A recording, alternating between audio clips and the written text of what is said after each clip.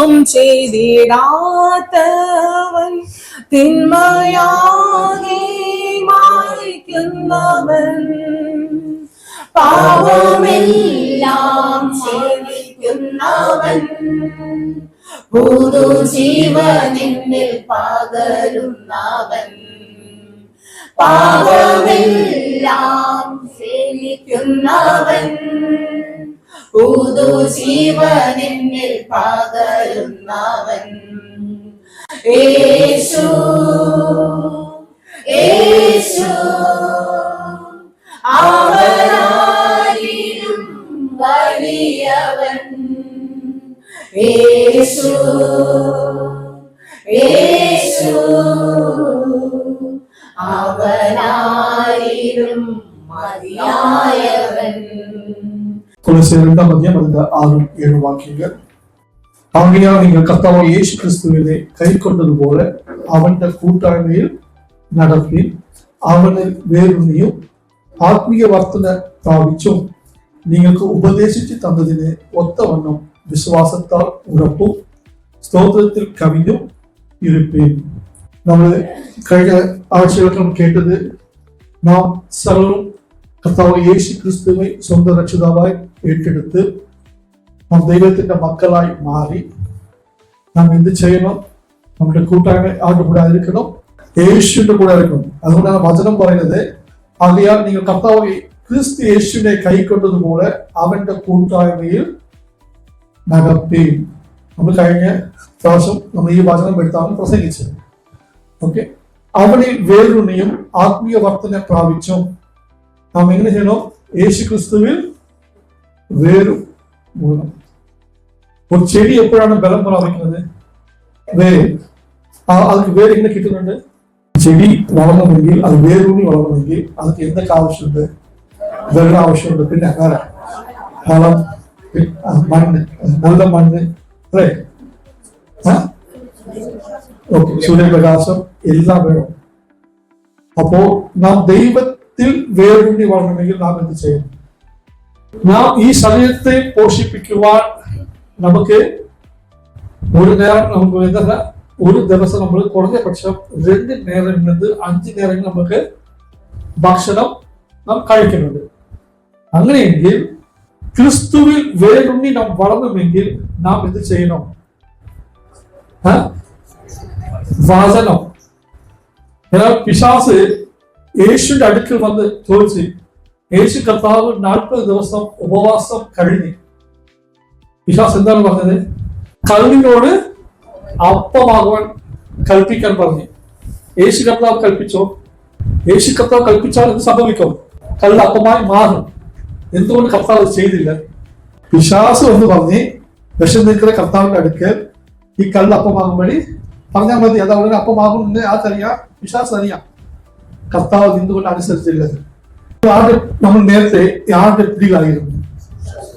പിശാസിന്റെ പിടികൾ ആയിരുന്നു. ദൈവം എന്ത് ചെയ്ത്? എന്നെയും നിങ്ങളെയും വിടുവിച്ച്, അല്ല, എങ്ങനെ വിടുവിച്ച്? ദൈവത്തിന്റെ സ്വന്തം രക്തം കൊണ്ട് ദൈവം നമ്മളെ കൊണ്ടുവന്ന് ഇപ്പൊ എവിടെ എത്തിയിട്ടുണ്ട്? ദൈവത്തിന്റെ മകനിന്റെ പദവിയിൽ എന്നെയും നിങ്ങൾ ഇരുത്തിയിട്ട് കർത്താവ് പറഞ്ഞ് നിങ്ങൾ എന്ത് ചെയ്യണം?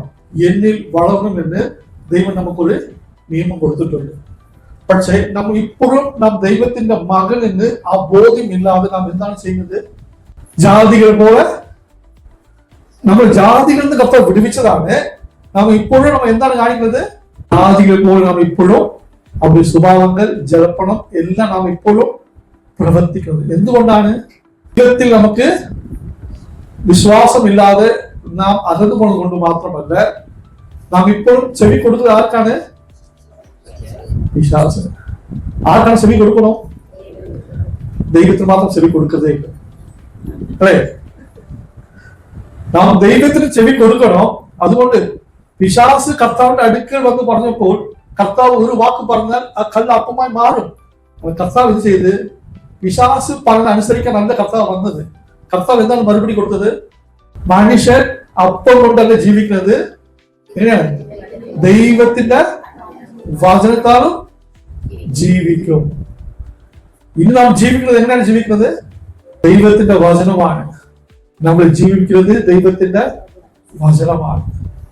അപ്പോൾ നാം വേരൂന്നി വളരണമെങ്കിൽ, നമ്മുടെ ഉള്ളിൽ വിശ്വാസം വളരണമെങ്കിൽ നാം എന്ത് ചെയ്യണം? നമ്മുടെ അകത്തൊരു വിശ്വാസം വളരണമെങ്കിൽ എന്ത് ചെയ്യണം?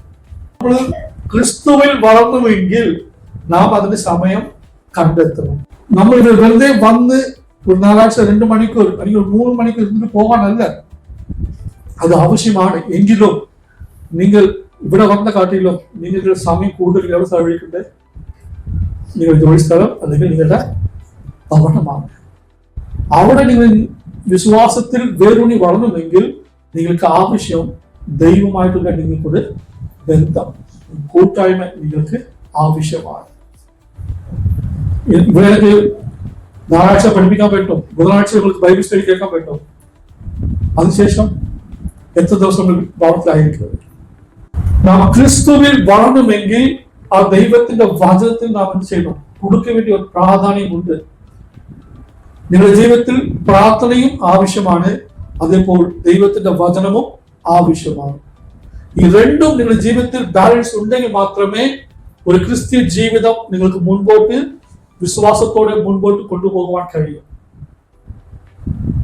എന്തുകൊണ്ടാണ് ബൈബിൾ വായിക്കാൻ പറഞ്ഞത്? ബൈബിൾ എന്നെ കുറിച്ചും നിങ്ങളെ കുറിച്ചും നമ്മൾ കടന്നുപോയ സാഹചര്യങ്ങളെല്ലാം ഇതിൽ എന്തുണ്ട്? ഉത്തരമുണ്ട്, സൊല്യൂഷൻ ഉണ്ട്. ഇതിൽ നിങ്ങൾ കണ്ടെത്തുവാൻ കഴിയും ഉത്തരം. നിങ്ങൾ ഏത് സാഹചര്യത്തിൽ കടന്നുപോയാലും ആ സാഹചര്യങ്ങൾ വിടുവിക്കുവാൻ ദൈവത്തിന് കഴിയും. നിരാശയോടെ, വേദനയോടെ നിങ്ങൾ ദൈവസന്നിധി മുട്ടുകുത്തി പ്രാർത്ഥിച്ച് നിങ്ങൾ വചനം വായിക്കുമ്പോൾ പറയാൻ ദൈവത്തിന്റെ വചനം നിങ്ങളോട് സംസാരിക്കും. ഒരു മനുഷ്യനെ ആശ്വസിപ്പിക്കാൻ ഒരു പരിമിതിയുണ്ട്. പക്ഷേ നിങ്ങൾ ദൈവത്തിന്റെ ശബ്ദം ഇതിലൂടെ കേട്ടാൽ പറയട്ടെ, നിങ്ങളുടെ ജീവിതത്തിൽ വിശ്വാസം വർദ്ധിക്കും, അവൻ നിങ്ങളെ ബലപ്പെടുത്തും. കർത്താവ് പറയും, ഞാനിനെ ഒരു നാളും കൈവിടില്ല. നിരാശപ്പെട്ട സമയത്ത് ഇനി ജീവിതം മുൻപോട്ട് എന്ത് ചെയ്യും എന്ന് ചിന്തിക്കുമ്പോൾ കർത്താവ് തന്റെ വചനമുഖാന്തരം സംസാരിക്കുന്ന ഒരു വാക്കുണ്ട്, അത് നിങ്ങളുടെ ജീവിതങ്ങളെ രൂപാന്തരപ്പെടുത്തും. തകർന്ന ഹൃദയത്തെ ആശ്വസിപ്പിക്കുന്ന ദൈവത്തിന് മാത്രം കഴിയും. അതുകൊണ്ടാണ് ദൈവ മക്കൾ എന്ന് വിളിക്കപ്പെടുന്നത്. നിങ്ങൾ നാളും ദൈവവചനത്തിൽ വളരണം. നാം വിശ്വാസത്തിൽ വളരണമെങ്കിൽ വചനം പറയുന്നത് ആകയാൽ വിശ്വാസം കേൾവിയാലും കേൾവി ക്രിസ്തുവിന്റെ വചനത്താലും വരും. അപ്പൊ നമ്മൾ എന്താണ് കേൾക്കേണ്ടത്? എന്താണ് കേൾക്കണം? ബൈബിൾ നമ്മൾ വെച്ചിട്ട് വായിക്കണം. വായിക്കാൻ അറിഞ്ഞിടാത്തവർ എന്ത് ചെയ്യണം? ഓഡിയോ ബൈബിളെങ്കിലും കേൾക്കണം. വായിക്കാൻ അറിഞ്ഞവർ ഓഡിയോ ബൈബിൾ കേൾക്കണം. വായിക്കാൻ അറിയുന്നവർ നമ്മൾ ചെയ്യണം, ബൈബിൾ നമ്മുടെ മുൻപിൽ വെച്ച് നമ്മൾ വായിക്കണം, ഉറക്കെ വായിക്കണം. ഈ ഉറക്കെ വായിക്കുന്നത് എന്തിനാണ്? ഈ വാക്ക്, നമ്മൾ പറയുന്ന വാക്ക് കേൾക്കുന്നതാണ്. ഞാൻ തന്നെ കേൾക്കുന്നുണ്ട്, എന്റെ ചെവിയിലൂടെ കേൾക്കുന്നുണ്ട്. അങ്ങനെ കേൾക്കുമ്പോൾ അത് നമ്മുടെ ജീവിതത്തിൽ ചെയ്യും, ഗുണം ചെയ്യും. എപ്പോഴാണ് ഗുണം ചെയ്യും? ജീവിത സാഹചര്യത്തിൽ നിങ്ങൾ കടന്നു പോകുമ്പോൾ നിങ്ങൾ ഉറക്കെ വായിച്ച ഏതെങ്കിലും ഒരു വചനം നിങ്ങളുടെ ഉള്ളിൽ നിന്ന് നിങ്ങളോട് സംസാരിക്കും. പരിശുദ്ധാത്മാ ആ വാക്കിനെ നിങ്ങൾ ഓർമ്മപ്പെടുത്തും. അപ്പോൾ ആ വാക്കിനെ നിങ്ങൾ എന്ത് ചെയ്യണം? പറയുമ്പോൾ, ഏറ്റുപറയുമ്പോൾ നിങ്ങളുടെ ഉള്ളിൽ വിശ്വാസം വർദ്ധിപ്പിക്കും. ക്രിസ്തുവിൽ വേരൂന്നി വളർന്നുവെങ്കിൽ ദൈവത്തിന്റെ വചനം വളരെ വളരെ ഇമ്പോർട്ടന്റ് ആണ്. അപ്പൊ നമ്മൾ എന്താണ് കേൾക്കണം? ദൈവത്തിന്റെ വചനം കേൾക്കണം. അല്ലാതെ നമ്മുടെ ജീവിതത്തിൽ ടിവിയുടെ ഫ്രണ്ട് എന്നിട്ട് ആവശ്യമില്ലാതെ കേൾക്കരുത്. നമ്മൾ എന്ത് കേൾക്കുന്നുണ്ടോ അതാണ് നമ്മുടെ ജീവിതത്തിൽ പറ്റി പിടിക്കും. നിങ്ങൾ ഏതാണ് കൂടുതൽ നിങ്ങൾ കേൾക്കുന്നുണ്ടോ നിങ്ങളുടെ ഹൃദയം അതോട് പറ്റി പിടിക്കും.